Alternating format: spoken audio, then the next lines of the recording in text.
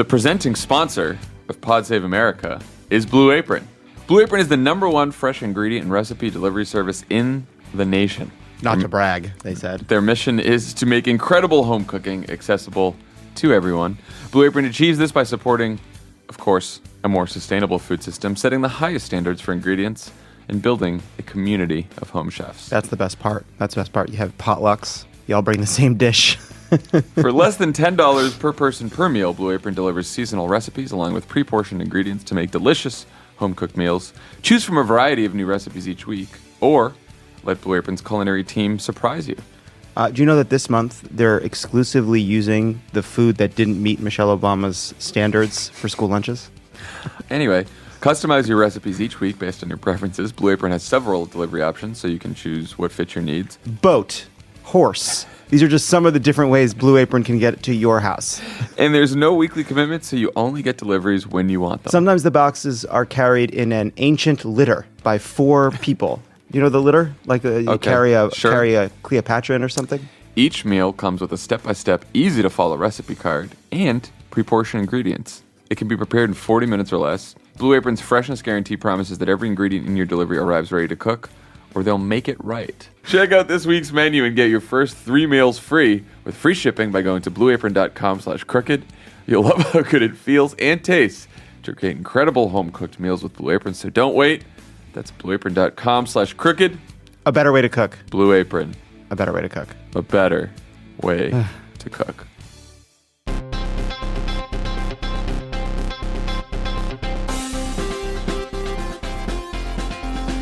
Welcome to Pod Save America. I'm John Favreau. I'm John Lovett. This is a special bonus episode. When we were in New York on Monday, we recorded a little interview with the host of The Daily Show, Trevor Noah. Yes, we did. Tommy's not here right now. Tommy's not here. This is just Lovett and I. We're just recording an intro for the interview that we did with Trevor I'm Tommy Noah. Vitor. There you go. You got it. Anyway, we sat down with Trevor before we went on the show. He was kind enough to give us some time, and we talked to him about, the stuff we talked to people about. We also went on The Daily Show. We did. Yeah, go check it out. I think it was good. Did you watch it yet? I felt good about it. Okay. They made one edit that made it seem like I was answering a question that you had answered. They cut out my answer about Hillary Clinton. Right, which it sounded like I answered that. Right. But I did not answer that. I was answering another thing. My answer was great. I don't know why I'm sad that I wanted to. My answer works better after your answer, which is why I was bummed. No one will ever know what I said. No, but it was still a good interview. Anyway, I'm sure she's coming on our show. We're going to get her. Okay. Without further ado, here is our interview with Trevor Noah. Welcome to a special episode of Pod Save America with the host of The Daily Show, Trevor Noah. Thank you very much for having me, guys. Thanks for making the time. Okay, so when you took over The Daily Show, a Donald Trump presidency was still a very remote possibility. Right. How have you had to adapt to this new reality? How has it changed what your conception of the show was going to be? Is it reality? I feel like it's just a nightmare and I'm coping. It's just, when you get to grips with a nightmare, like in your nightmare, have you ever had those where you go all right, I know this is a nightmare, but I'm just going to make things work. You have to deal with it. Yeah, Stuck, I have that sometimes. You know what? I think the biggest thing that I've had to do, and the show has had to do, is work in a world where a lot of the things that President Trump does would already be jokes or escalations that we would make. Does that make sense? Yes. So, for instance, I remember it happened on the campaign trail for the first time. I said, it's only a matter of time before Trump kicks a baby out of a rally. Because he was just kicking out everyone. Right. And I was like, man, this guy's going to kick a baby out. And then he kicked a baby out of his rally. And I went, oh, man, he does the escalation of the joke. So you've got to find another place to take everything. And then you've got to find a way to process the information and give it to people where they don't think you're being ludicrous with everything you say. Right. It's that he's parody. He's beyond parody. He is the end. He's the logical conclusion of every joke. Basically. So where do you go from there? Exactly. That's exactly what it is. So where do you go from there? Strangely enough, I find you dig deeper into the truth. And then you find that he is not the end because he is still trapped within the confines of reality. And I know it sounds maybe a little bit heady to say for a joke, but what happens is you dig deeper into the truth, and then I find that's where the reality of Trump actually exists. So if you stay on the surface with him, then there is nothing. You go, the jokes are all gone. But once you get into the policy side of what he's doing, once you get into the ideas behind who Donald Trump is and what he stands for, then you find there's always a joke because he takes it to a conclusion that is still sort of safe for him. The next level of the joke or the next level of the idea is a space that speaks more to the truth of what's happening. This is interesting to me. It's almost as if I'm like, now as you say that makes sense, because it's almost like saying that he is at the end of parody is almost a kind of accede to his terms, right? That Yes. like that this is as far out as you can get. Yes. This is as crazy as you can get, when that's not true. It's not true at all. It's not true. You take it to the next level. So there was a joke, for instance, we did last week. Donald Trump got a red button, reportedly got a red button put on his desk. And when he presses it, someone brings Coke. Right? And we were like, that sounds like a joke. Because red button, president's desk, come on. That sounds like a joke. So then we went, all right, where do we take it from there? And then we turned the joke into, he doesn't even care about the Coke. He just does that because he likes pressing a button, and then a butler walks into the room. And the butler's Mitt Romney. And then like, so what we then do is now take you back into that world. And then as Trump, then I'll be like, and the butler's Mitt Romney. And he's like, that's right, Mitt. Just pour it into my mouth. That's right. Like a baby bird. Pour it in, Mitt. Pour it in your mind now. And it's just rather taking you to another place where you go like, oh yeah, Mitt Romney. Oh yeah, he kissed the ring. Oh, just a moment where, you know, because I don't think we've processed all of the information in and around Trump. I feel like there was like a data dump of it's too everything. much every day. And sometimes it's nice to go back where people have actually said to me, they go, when did he say that? And I go, oh, before you voted, that's when.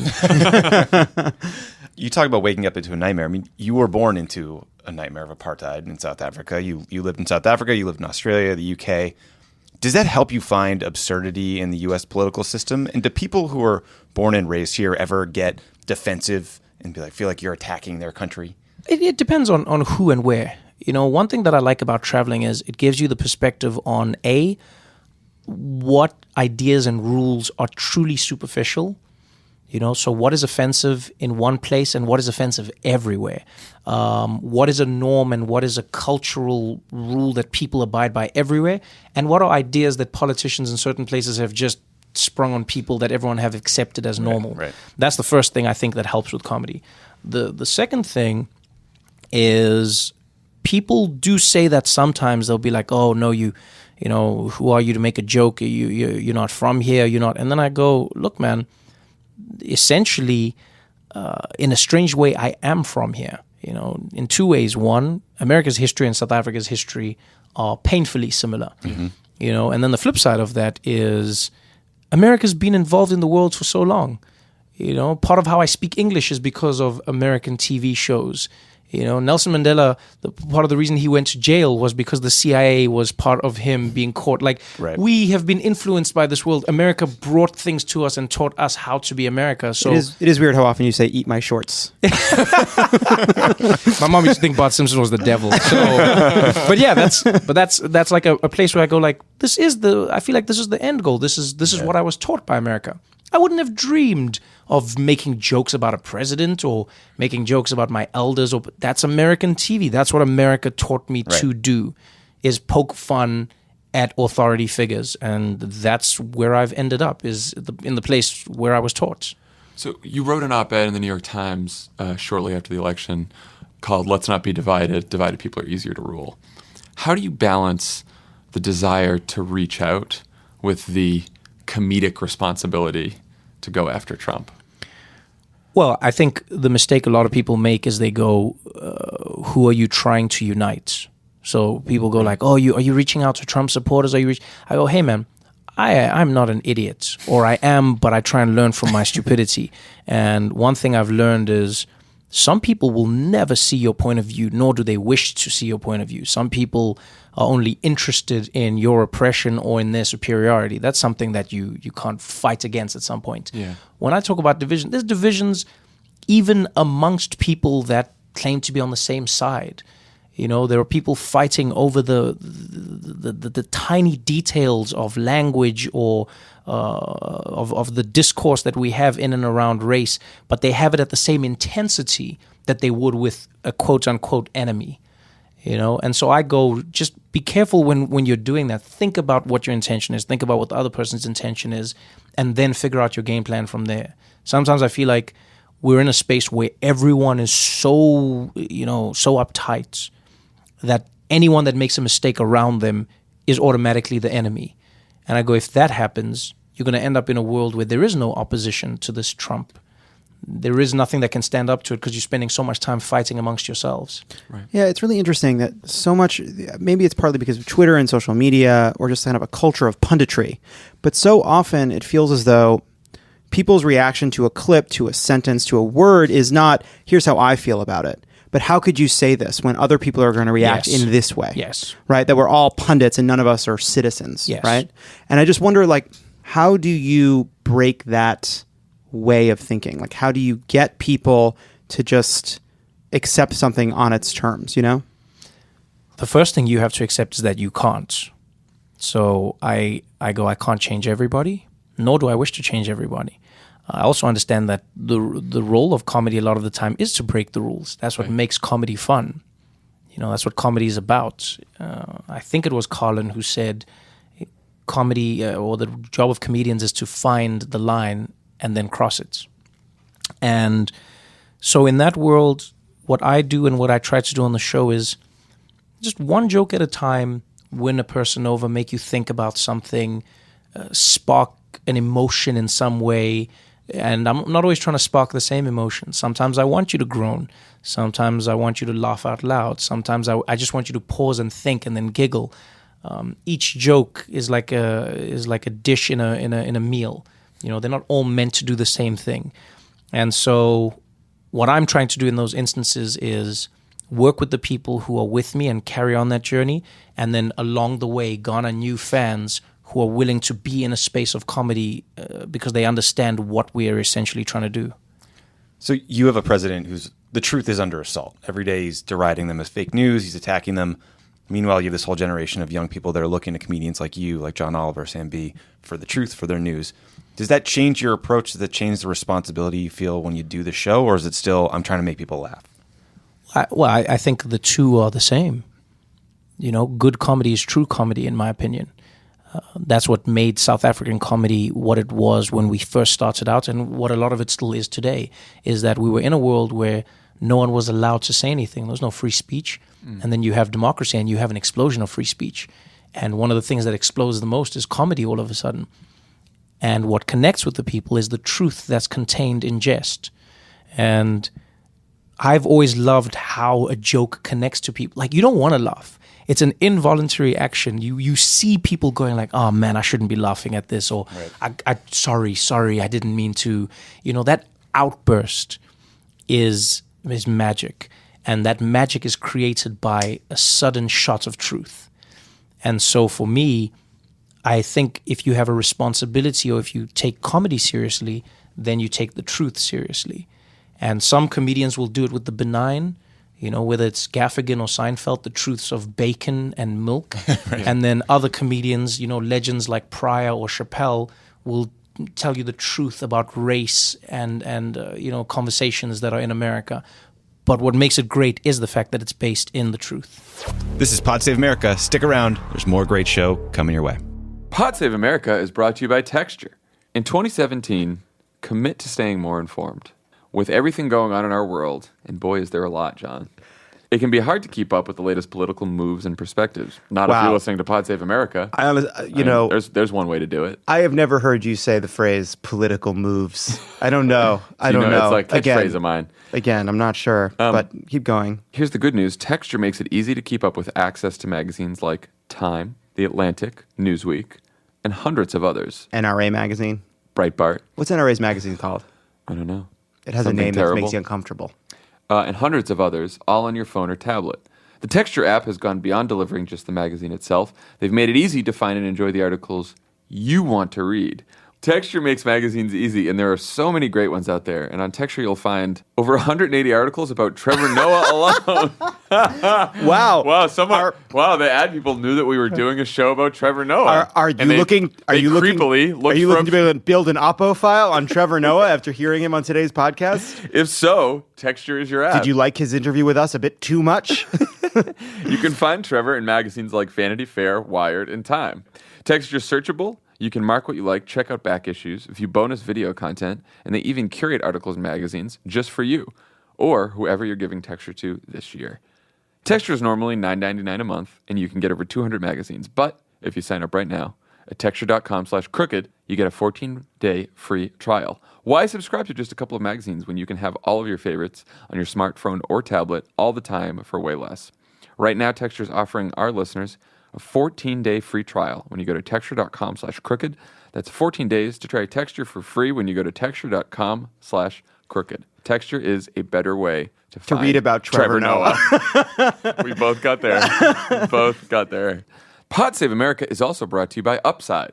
John, I found the best new way for you to buy business travel. Is it going over to your house to get the Crooked Media card and then using it and forgetting it to give it back? Using it to buy food when you're not around? Good answer, but no, it's Upside.com. And I'm telling you, if you're not a business traveler, you know someone who is, and you have to tell them about Upside. Here's why I love it. I find that to be a little bit insulting to our listeners. Like, that's too early to be deciding that these people don't travel for work. Our listeners are jet setting. They are racking up points on airlines. I'm sure they are. Every time you buy a trip at Upside, you save a ton of money, and they give you an Amazon gift card worth $100, $200, even $300. Well, which is it? What? It's like, anyway. What's the catch, Upside? Every time the way they do it is really clever. Upside bundles your flights and hotels together for one low price. Bundled pricing saves money, especially on business travel. So Upside gives you free Amazon gift cards. Bundled pricing.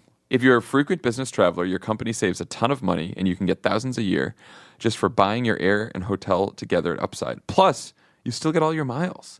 You'd be crazy not to check out Upside.com if you're shopping for business travel. It takes just 3 minutes to see how much you can save by buying your flights and hotels together for one low price. And Amazon gift cards like cash to me. It's amazing. I'm going to do this right after we finish this ad. Check out what we've arranged for you. Use the code CROOKED, and you're guaranteed to get at least $100 Amazon gift card your first trip. The code CROOKED gets you at least a $100 Amazon gift card for free. How can you not do it? It's a no-brainer. Save big on travel and get a big gift card every trip. We love Upside.com. Upside.com, a better way to cook. Minimum purchase required. See site for complete details. I think using the Crooked code may get you an extra Amazon gift card on top of the one you get every time. It's like you get a bonus. We're just making it up as we go. Just go on Upside.com. You'll figure it out for yourself. Use it. It just seems like you're getting some Amazon money no matter which way it goes. Go to goes. Upside.com. You're using some money. Honestly, we're going to go after. We're going to figure it out. Okay. Well, we'll see you later. So there's a story in this month's Atlantic titled, "How Late Night Comedy Fueled the Rise of Trump. Sneering hosts have alienated conservatives and made liberals smug." Oh, let's get into it. I'm excited about it. We hate this story very much. New York, Ross Douthat said this in the New York Times during the race. Like, Jake Tapper asked Sam B about it this weekend. What's your reaction to this? It's a common conservative critique these days. You know what my thing is. First of all, I think we need to step away from the hot takes of one thing causing Trump. Can we just pause that for a moment? You know, like. You know Hillary caused Trump. You know what? You know what caused it? The one thing that caused Obama at the White House Correspondents' Dinner. That was the moment that caused. Fox News. That was the thing that. The White guys. I know. We all did it. There are many things that contributed to Donald Trump. With regards to the sneering comedy, does that alienate some people? Yes. We're all different in our styles of comedy. I'm very different to Sam B, who's very different to John Oliver, who's very different to Stephen Colbert. Yes, we're all operating in the same space, but just like players in a sports team, we're all slightly different. You know, I mean, that was part of the thing with me when I started. Is people said, "Oh, he's not sneering enough. Right. He's not, angry enough, or he's not." And I was like, "Yeah, but that's not what I'm trying to do." And over time, I guess I've grown with an audience now that accepts how I do my comedy. But I don't know if that contributes directly. Yeah, there'll always be people who feel like they feel condescended. But I would argue that politicians have more of that power than comedians do. When a politician's out there on the stump, they have the ability to connect. That's what Obama did really well. Right. You know, it's the difference between saying, we're going to shut down coal and saying we're going to make sure your jobs are intact. I feel like those are the things. I doubt that somebody's at the voting booth going, "Yeah, this will show you, Trevor Noah. Take that TBS. Yeah. That'll show you." But I want to dig into that for 1 second, because I do think that the idea that there are people voting against Democrats just to make a point at HBO or Comedy Central is ridiculous. But sometimes I do wonder about what we're saying to ourselves, right? That we're kind of speaking a language to ourselves about what's absurd and what's not. And I guess my question would be sort of, what are the ways in which you find you're challenging the mostly liberal audience that's watching your show, right? That you're not making a joke at, say, Trump's expense or conservatives' expense, which I love, but saying, hey, you're part of the joke too. You deserve to be made fun of too. Well, it always depends on what the story is and what's going on. I've very quickly come to learn that false equivalency is not anything I wish to participate in. So I'm not going to try and search for something when there's a glaringly obvious, you know what I mean? Yeah. I'm not the guy where Godzilla's coming over the horizon and I'm like, yeah, but you also double parked. Let's talk about that for a second.